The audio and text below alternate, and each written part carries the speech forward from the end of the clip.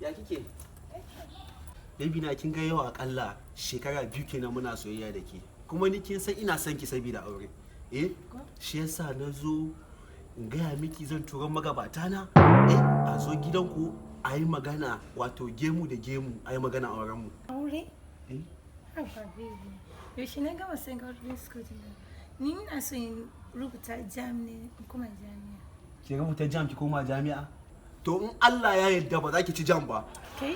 In Allah ya yarda. Kai? Fata da za ka min kenan? To wallahi kamar na gama jam din.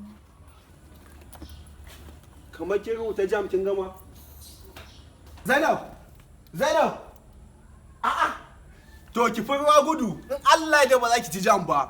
In Allah ya yarda ba za ki ci jam din nan ba. Ba jami'a Mr. Kyankyan mu aka yi gan mu ya ban mu. Allah ya sa ki zama wale shoyinka. In Allah ya yarda ba za ki ci jam ba. Raina hankali.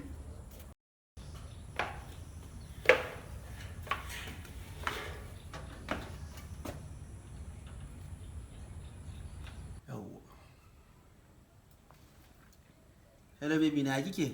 Lafiya. Ya gida? Lafiya. Jam result ya fito ba baki je kin duba ba?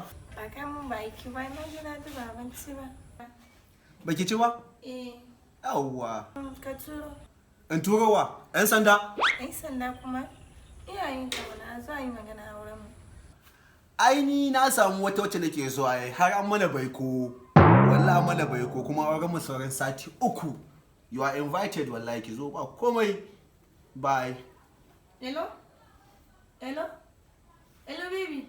Hello you dear idiot. Lokacin da na ce ina son aure ki ba kin ce jami'a ba. Je ki jami'a. Banza mai kiran talo-talo.